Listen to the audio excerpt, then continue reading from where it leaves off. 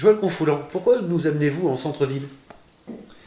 Parce que c'est le cœur de la ville. C'est là où tous les Andernosiens passent. Ils ne vont pas forcément au bout de la Jetée, ils ne vont pas forcément au Quinconce, mais au centre-ville, ils y vont tous. Tous les Andernosiens viennent à la poste, viennent au marché le vendredi matin, et c'est un endroit principal. C'est un lieu de vie, c'est le cœur de notre ville. Très bien, alors donc dans ce cœur de ville, vous vouliez nous faire remarquer certaines choses, peut-être par exemple ces trous, ces flaques. Oui, ce cœur de ville est malade. Il est malade, il a besoin d'être rapiécé. Parce qu'il a été rapiécé pendant différentes années. Au fur et à mesure, on a mis des emplâtres sur des jambes de bois. Aujourd'hui, il faut entièrement le rénover. Et dans mon programme, j'ai prévu que cette place du 14 juillet soit transformée en place piétonne, en conservant notre monument aux morts, qui est le lieu justement de signification de notre mémoire andernosienne, et cela doit être préservé au centre de notre ville. C'est assez curieux cette ville d'ailleurs, parce que à la fois on tombe sur des maisons magnifiques, on atteste cette mairie que je viens de voir et qui est très belle, et en même temps on voit des résidences qui ne sont absolument pas dans le même style, dans le même esprit. Ça fait un petit peu hétéroclite tout ça. Oui, vous savez, la mairie elle-même est hétéroclite, parce qu'elle est un biface. D'un côté, vous avez une maison, une villa du 19e siècle, et dans son autre versant, vous avez une inspiration des années 1989, qui ne se marie pas forcément très très bien. Voilà. Ce qui veut dire qu'il faut qu'Andernos, à ce qui concerne l'architecture, puisse retrouver un véritable style architectural andernosien. Justement, je crois que dans vos projets, vous avez l'intention peut-être d'intégrer ou de rénover des bâtiments publics dans le centre et au contraire d'en mettre d'autres un petit peu à l'extérieur. Donc faites-nous un petit point justement sur cinéma, centre culturel. Qu'est-ce que vous voyez et où? Alors, tout d'abord, il est possible, d'abord il faut que nous rénovions le centre-ville en ce qui concerne la circulation des piétons, des cyclistes et le stationnement des voitures. C'est absolument primordial. Il est possible, en réaménageant le centre-ville, de dégager un certain nombre de places de stationnement sans avoir besoin de faire un parking souterrain de 200 places.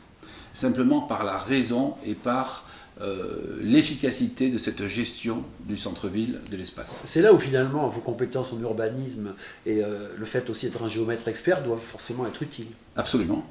Absolument. Cette compétence est nécessaire pour une ville de 12 000 habitants. Parce que la gestion de cet espace, qui est de plus en plus restreint, de plus en plus difficile, doit être faite avec, je répète, efficacité et également compétence. Dernière chose, on va pouvoir jouer aux boules et s'asseoir là-bas, paraît-il. Bien sûr, c'est sympathique de pouvoir retrouver une place du village. Elle n'existe pas aujourd'hui. C'est la place des flaques, c'est pas la place des Andernosiens.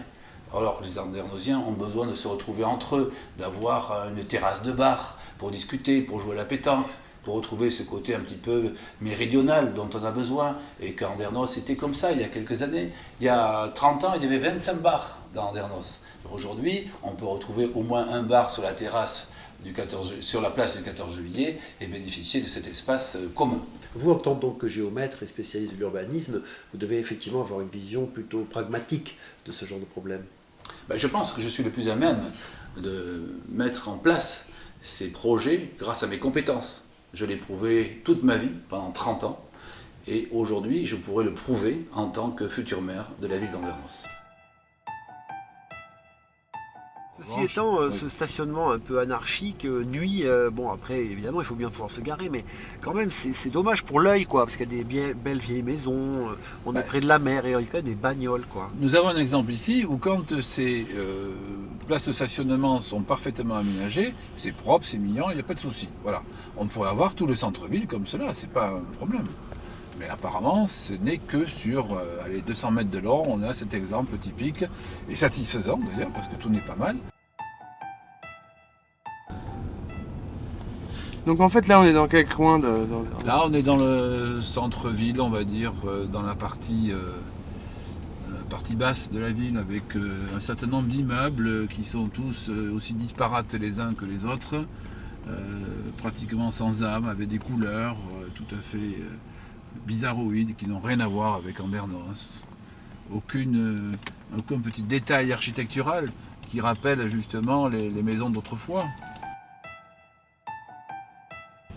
Et comment on pourrait changer tout ça? Pour le changer, il faudrait simplement faudrait simplement que nous prescrivions un cahier des charges qui oblige l'ensemble des architectes à respecter justement cet esprit que nous souhaitons. Voilà un immeuble qui est extraordinaire, où en fait on a laissé construire, on a autorisé un permis de construire, juste en face une petite maison où une mamie de 88 ans est constamment regardée par l'ensemble de ses voisins avec une vue plongeante. Et ça, c'est le permis de construire qui date il n'y a même pas un an et demi. Voilà ce genre, oui. Voilà ce genre d'immeuble également qui est peut-être très esthétique, donc je veux dire dans d'autres villes, mais pas forcément dans l'esprit andernosien. Voilà, c'est quelque chose qui ne ressemble pas du tout à son environnement, qui ne s'intègre pas. Villa des Trois Sœurs. Oui. Il y a la Villa des Trois Sœurs et la Villa des Trois Frères. Tiens. Alors là, on a vraiment un habitat de petites maisons sympathiques qui correspondent vraiment à ces villas d'Andernos, très mignonnes, très agréables.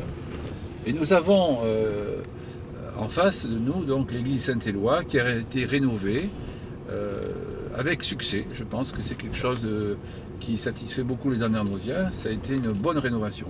Voilà, nous avons un exemple ici de résidence intégrée que j'apprécie beaucoup. C'est une résidence qui est à dimension également humaine, qui a un charme, une esthétique convenable, qui correspond à l'esprit andernosien. Si toutes nos résidences étaient faites comme ça, ça pourrait encore aller. Où est-ce que nous allons maintenant? Nous allons maintenant aller sur le côté droit. On va aller voir la place du 14 juillet, si vous voulez bien. Très bien, tout de suite Voilà, alors. voilà, à droite, voilà. Là, c'est la rue du 11 novembre. Vous voyez sur le côté, bon, il y a des trous sur les trottoirs, il y a des trous au milieu de la route. Les piétons ne peuvent pas marcher sur le trottoir. Qu'est-ce qu'ils font? Ils marchent sur la route. Vous voyez, des stationnements de chaque côté. C'est n'importe quoi. Et c'est tous les jours. Voilà. De ce côté-là, bon, là, on arrive au marché municipal qui doit être absolument rénové parce qu'il est hors norme. Voilà. Là, nous avons les voitures qui stationnent sur les trottoirs encore une fois. Voilà, qui stationnent pratiquement sur les passages piétons. Alors nous conservons ce monument aux morts que nous voyons ici. Nous conservons cette place avec les platanes. On va le voir sur le côté gauche. Et toutes les voitures qui stationnent ici seront enlevées pour être remplacées par une esplanade destinée strictement aux piétons. Et l'espace que nous avons tout autour est en mesure de recevoir par un nouvel aménagement l'équilibre de cet enlèvement de ces places, l'équilibre tout autour, de façon à ce que les commerçants qui sont riverains de cette place puissent être satisfaits et les clients également. Alors là, nous allons vers la Jetée. Voilà, nous sommes dans la rue piétonne qui conduit vers la Jetée. Alors c'est une rue qui normalement devrait être piétonne, mais qui est semi-piétonne. Ce qui veut dire que là encore, on voit les piétons qui circulent sur la route. Les étals des commerçants, évidemment, qui n'ont pas trop de place, occupent l'aire de circulation de ces piétons. Et puis il y a très peu de places de stationnement, évidemment. Ce qui veut dire que les gens sont obligés d'aller stationner à 1 km. Le broustic, voilà, ça c'est le bois. Alors c'est ici que monsieur le maire veut réaliser le cinéma de 4 salles de 600 places en tout, Ouais. en coupant tous ces arbres-là, en supprimant les places de stationnement. Et vous imaginez que pour pour satisfaire 600 spectateurs, il faut à peu près, on va dire, 300 places de stationnement. Ouais. Donc déjà qu'il en manque, si on en supprime ici pratiquement une centaine, c'est n'importe quoi. Alors vous auriez envie de le faire plutôt du côté du Casino Miami, c'est ça? Voilà, c'est-à-dire que d'une part, réaliser un cinéma intercommunal de 4 salles au Casino Le Miami, de façon à dynamiser ce casino qui nous rapporte quand même 500 000 euros aujourd'hui. Il nous a rapporté jusqu'à pratiquement 1 million d'euros il y a encore quelques années. Ce qui veut dire que le chiffre d'affaires de ce casino est en chute parce qu'il est tout seul là-bas. Il faut donc renforcer cette synergie de loisirs autour du casino, d'une part, d'une dimension intercommunale par le cinéma, et avoir au centre-ville un cinéma communal qui serait fait dans l'espace culturel. logo avant. Voilà, alors ça c'est une rue que je veux transformer en simple sens, enfin en sens unique, de façon à ce que les piétons puissent avoir droit de cité sur cet ensemble qui est quand même très important. C'est une rue structurante et cette rue, je vais la prolonger vers là-bas, les tribunes que nous voyons du stade. Et ce stade sera traversé par le prolongement donc de cette rue. Alors ça, c'est le stade d'Espagne. On va aller faire un tour là-bas, oui. Et on va aller le visiter parce que justement, vous avez un projet Absolument. à ce sujet. On va tout droit. Voilà. Donc, Nous y sommes passés tout à l'heure. Pour l'instant, c'est une sorte de terrain vague. c'est un terrain vague parce qu'en fait, il y a eu un sous-seing privé qui a été passé avec un opérateur pour construire une résidence senior. Et cette résidence, on peut stationner devant là. Ben, on peut même aller dans le stade. Allez, d'ailleurs. on y va. Ces tribunes, vous en parlez assez souvent parce que vous pensez qu'elles pourraient servir en été notamment. Oui, absolument, parce que ce sont des tribunes qui ont déjà servi pour Chante-École, qui est une manifestation au mois de juin pour l'expression des jeunes scolaires, de façon intercommunale.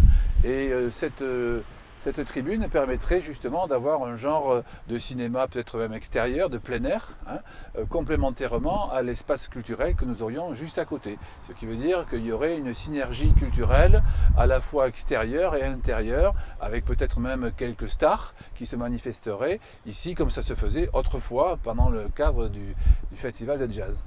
Alors c'est particulier quand même parce qu'on a quitté il y a très peu de temps, nous sommes à quelques encablures du centre-ville finalement, et tout de suite très proche on a une espèce de friche, une sorte de terrain vague. Enfin, je dois avouer que pour l'œil en tout cas pour l'instant c'est assez effrayant.